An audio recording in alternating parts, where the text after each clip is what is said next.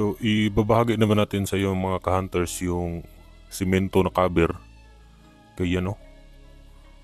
So, yan ay simento na nakatakip doon sa ibabaw. So, yan ay nakita namin doon sa area na aming pinuntahan doon sa may kabilang bayan. Okay. So, dito naman, ito naman yung mapa or map sign doon sa BFFR na sign na nakalagay doon sa may creek. Okay. So, separate ito ka-TH. Separate ito. Hindi ito kasama doon sa semento. Yung semento ay meron pa rin yung detection doon sa ibaba. Hindi pa rin yun nakuha. Okay. So ito naman yung heart. Heart yung nasa gitna. Okay, yung alignment. Yung bearing alignment niya is southeast. Southeast yung direction. Okay, kaharap sa southeast yung direction yung item. Yung matulis na yan. Yan yung pointer. Okay.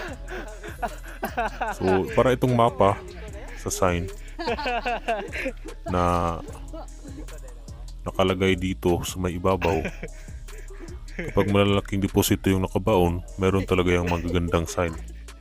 Pero hindi nila inilagay malapit doon sa mga sign. Okay? Distansya. Kapag ganito, mga mapa. Yung makikita natin doon sa may creek, sa tinuturo nito, yun yung BFFR. Okay, konektado ito doon sa sign na yun, yung BFFR dyan sa part na yan. So yung distansya niya ay nasa around 50 meters o 100 meters siguro galing dito sa batong ito.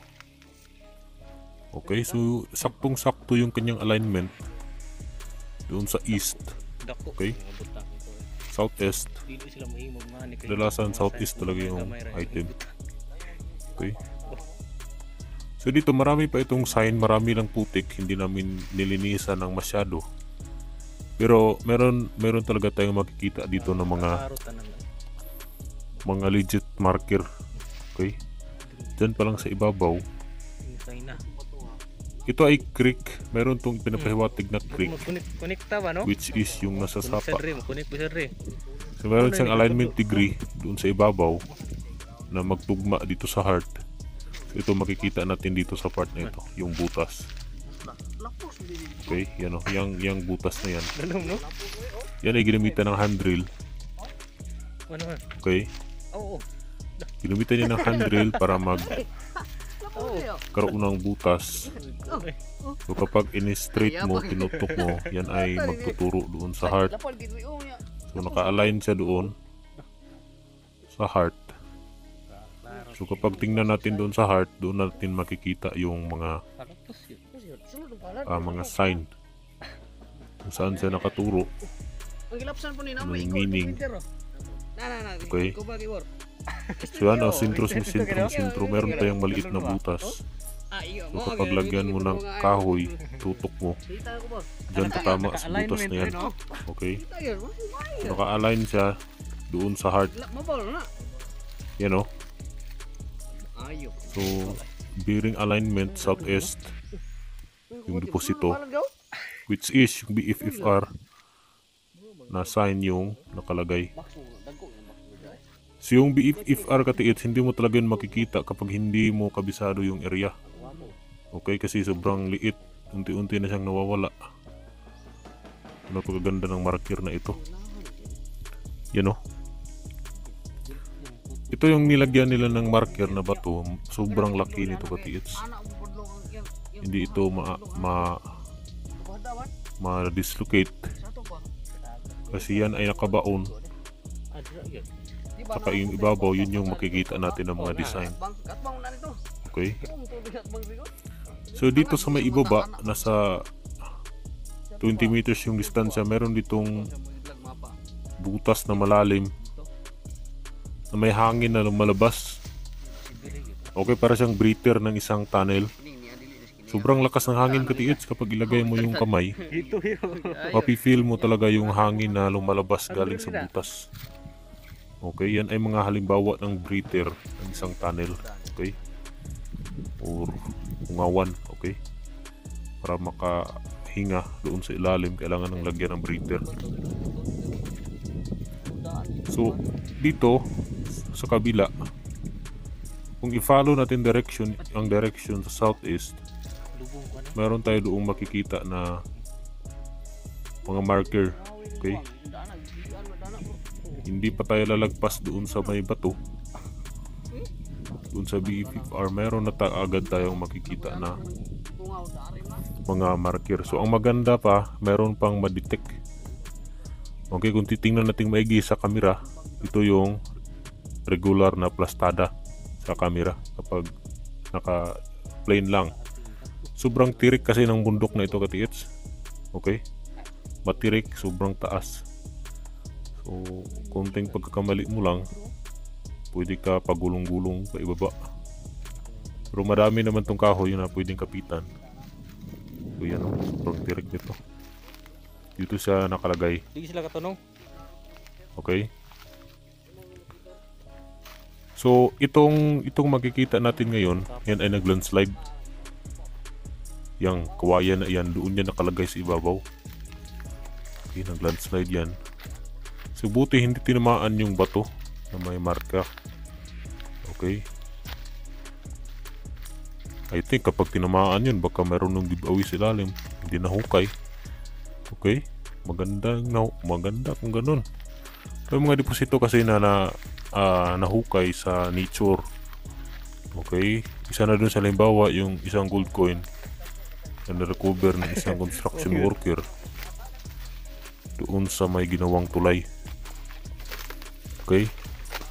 Ang istorya nun is gumawa sila ng kurma sa tulay doon sa ilalim sa ground flooring. Ayun, pagkahapon binaha. Then kinabukasan, pagbalik nila, merong nakitang isang coin, yung isang construction worker.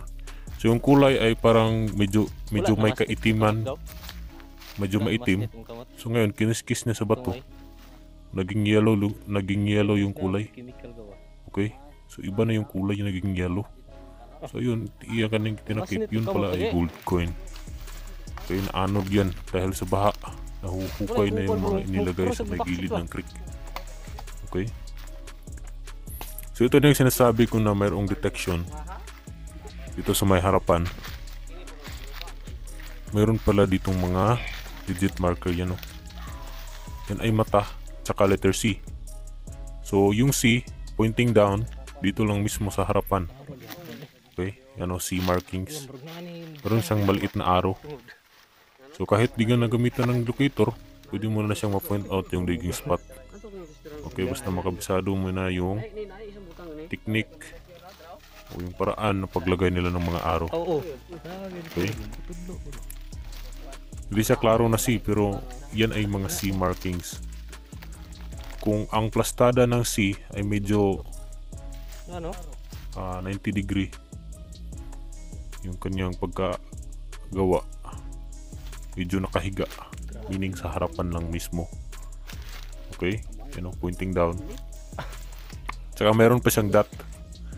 Yung mga butas katiits na maliliit, yung nag-iisa, na parang nakaharap doon sa lupa.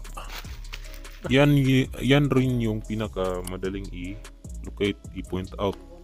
Yung digging spot, yan kadalasan nakikita natin sa mga area na positive sa item. Pero kung lalim naman yung pag-uusapan, ay hindi talaga itong mababaw. Hindi gagawa ng ganito kagandang sign yung mga Hapon kung maliit lang na deposito yung kanilang inilagay. Sobrang lalim ng pagkakukit. Yung iba, yan ay mga simento, pero yung iba mga bato na ginawa ng hand drill. Okay? So ito, ginawa ng detection na ka-TH dito sa harapan. Okay, yan o. So, dito talaga mismo nakabaon.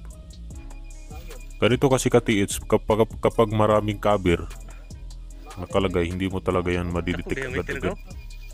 Kasi ganito, marami tong cover, puro bato. Kasi gilid ito ng creek. Okay? So, ganun lang mga ka-TH. So, huwag niyo kalimutan mag-subscribe sa ating YouTube channel. Follow na rin ang ating Facebook page. So, doon, pwede kayo mag-send ng inyong mga sign na gusto nyo may pa-decode. Yan o, napakalakas ng aura. Malaki yung kanyang diameter na kanyang iditikan. So, ganun lang mga ka-hunters.